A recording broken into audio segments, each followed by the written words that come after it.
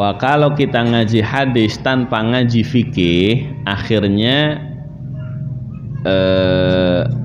naluri ilmu hadisnya nggak keluar, ya. Akhirnya gampang dibohongi dengan masalah hadis. Nah, ini contoh gini, sunnah wudhu yang kita tahu ada berapa? Ya, ada berapa sunnah wudhu?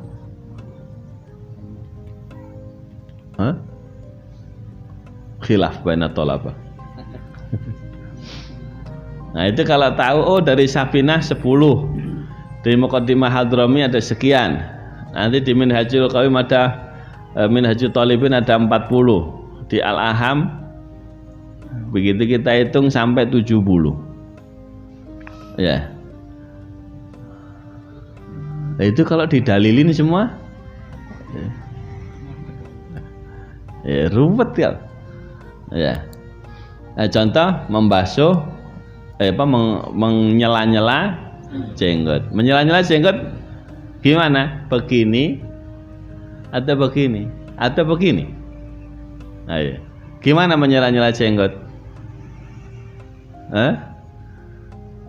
Yang ngaji fikihnya komplit, nyela-nyela jenggot dari bawah. Nah, pertanyaannya, di hadis ini ada nggak?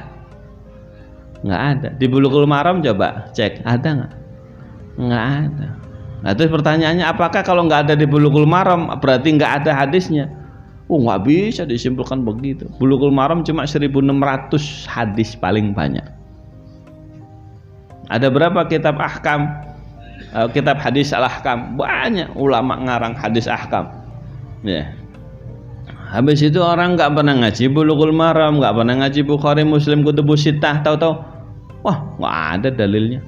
Wih, itu berarti sekelas Imam Ibnu Hajar itu. Iya. Lu kok bisa ngomong nggak ada dalilnya? Itu Anda itu pakai apa caranya? Kayak ini. Wah, mau nyela-nyela jenggot mah bebas-bebas aja. Itu mah pernyataan bodoh. Coba buka dulu kitab-kitab hadis yang lain. Nah, makanya sistematika pembahasannya matan, kemudian sanad. Ya, matan hadis, redaksinya hadis, sanad hadis, yakni silsilah rijal, ulama-ulama yang meriwayatkan hadis. Nah, dalam matan itu ada pembahasan yang pertama. Kita aspek matan membahas apa? Asy-syawahid. Ada nggak saksi-saksi hadis tentang menggosok tentang menyela-nyela jenggot? Ada. Ya, kemarin kita sampaikan di kitab Imam As-San'ani, Subulus Salam. Subulus Salam 4 jilid.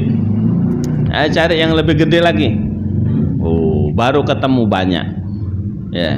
Nah, dari sekian banyak syawahid nanti ternyata yang meriwayatkan tentang Nabi menggosok menyela jenggot itu banyak sahabat. Satu Sayyidah Aisyah, Sayyidina Anas bin Malik, Sayyidina Abu Ayyub Al-Ansari. Habis itu ditambahi lagi sahabat yang lain. Akhirnya data ini jadi komplit, gitu loh. Ternyata kita temukan dari mana ulama menyimpulkan jenggot itu dari bawah begini. Itu dari syahid hadis jenggot dari Sayyidina Abu Ayyub Al-Ansari. Begitu dari riwayatnya Abu Ayyub Al-Ansari, anna Nabi sallallahu alaihi wasallam kana idza tawadda'a tamat madha wa massali hayatu lihyatahu bil ma'i min tahtiha. Nabi itu kalau wudu berkumur kemudian menyentuh jenggotnya dengan air dari bawahnya. Nanti ulama fikih ngawur kagak?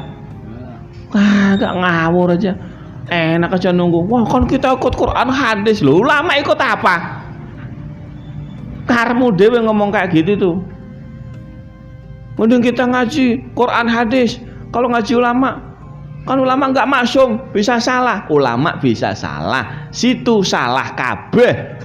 Ngomongnya ngawur. Enak woy. Kok beraninya lu nyalain ulama? Orang sekarang itu gak mau ngaji kitab itu. Ya oke, taib marhaba. Ayo ngaji hadis. Sini, ajakin yang suka-suka ngomong kembali Quran itu. Ayo suruh ngaji sini. Tak tanya bab hadis ngerti kagak? Belum kagak ngerti, ngaji hadis itu pusing. Ya, kayak cara kiai kemarin. Ya, kalau nggak mau ngaji syariat pakai ulama, kasih kopi sama termos.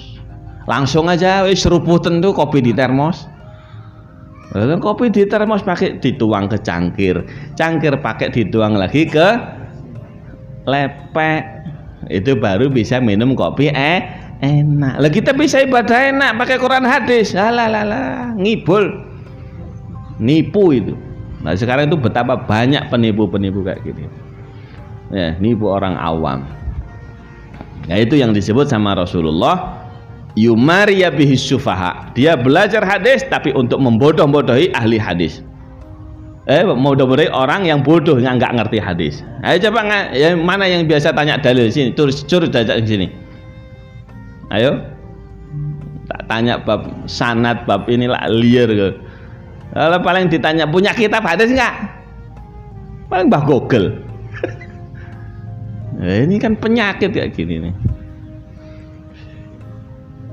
Baik. Kalau riwayat Sayyidah Aisyah, kana idza tawadda khallala lihyatahu. Beliau kalau wudu menyela-nyela jenggotnya.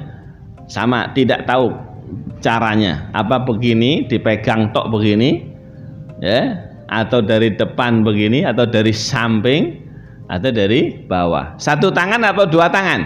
Nah, PR lagi kok. Lihat ya. Kayak kemarin berkumur itu satu tangan dua tangan, satu tangan pakai kanan, ini baru tahu ternyata. Selama ini pakai dua apa satu? Apa 212? Iya dah. Nah ini belum ketemu ya, satu tangan apa dua tangan? Ada dua riwayat. Ada yang riwayat apa begini, set, pakai dua tangan. Ada riwayat yang satu. Nah terus itu masih nglambiar, hukumnya sunnah apa wajib? Nah ruwet lagi kau ngaji hadis ini. Iya. Dari mana ulama menyimpulkan ini sunnah, menyimpulkan ini wajib? Ada kalimatnya? Nggak ada. Ayo ikut ulama apa ikut hadis? Ikut ulama. Ulama ada madhabnya. Oh ikut madhab Syafi'i sudah disimpulkan sama beliau. Ikut madhab Maliki simpulkan sama beliau. Ada yang bertanggung jawab. Lah nyimpulin sendiri. Nah, ruwet wis. Ya. Orang ada cerita dokter. Dokter. Wah, anak ijtihad aja bisa baca kitab sendiri. Akhirnya ditegur sama ulama lain, kau mau ijtihad itu lo punya hafalan piro? Sudah ngaji berapa tahun? Sudah mentahqiq, sudah mentadqiq berapa? Antum baca ini, dikasih manaqib ulama, kasih manaqibnya Imam Nawawi, kasih manaqibnya Imam Ghazali, kasih manaqibnya a'immah kibar. Itu semua ikut Imam Syafi'i. Jadi Imam Nawawi, Al-Hafidh, Al-Faqih, ikut madhab. Ini ucrit. 10 biji hadis kagak ngerti, kagak apal. Ijtihad, anak ikut Quran hadis. Sopo kowe itu ngacau tuh. Akhirnya taubat itu. Anak istighfar. Ikut madhab Syafi'i. Loh, dibanding sama Imam Nawawi loh, kau punya karangan kitab berapa biji? Imam Nawawi ngarang kitab Majmu' ke apa? Kebeli Majmu' aja kagak. Ngacau. Begitu deh ya. Ngacau. Nggak tahu mana kitabnya Imam Ibnu Daqiqil Id. Baru kebeli kitab Al-Wajiz Syarah Al-Aziz Syarah Al-Wajiz Imam Rafi'i, baru kebeli. Bisa bersyukur, alhamdulillah. Baca 12 jilid dibaca. dari awal sampai akhir, ninggal wirid, ninggal qobliyah, ba'diyah sampai khotem. Lu situ pernah baca kitab apa sampai khotem? Terus mentang-mentang kagak mau madhab itu lo apa? Orang sekarang ini kok orang awam dibodoh-bodohin. Baca apa kita, baca kitab apa? Itu ngaca juga gak ngerti. Kagak ngerti karepe. Ya, walau bacanya baru terjemah ya. Ya pernah di satu komplek. Ya, ngaji kitab apa? Oh, dibawain Bulughul Maram. Bulughul Maram dibawa. Hadis pertama. Ngerti kok? Itu terjemah bukan? Iya.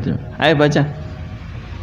Qala Rasulullah SAW fil ma' huwa at-tahuru ma'uhu wal hillu maitatuh. Rasulullah SAW bersabda tentang air. Sebentar. Kenapa diterjemahkan tentang air? Ada fi. Fi artinya apa? Fi artinya apa? Di dalam. Di atau di dalam. Lah kenapa nggak diterjemahin Rasulullah bersabda di dalam air?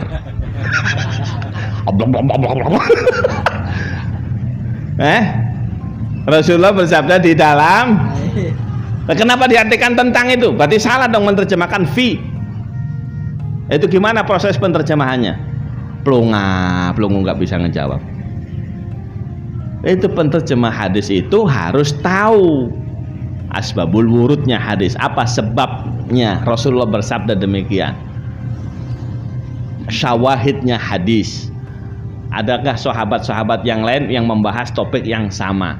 Nah itu baru dikumpulkan redaksi keterangannya, baru komplit. Gitu loh. Itu gak gampang, harus nyerah kalau kita. Itu mau ulama alhamdulillah sudah ngasih semua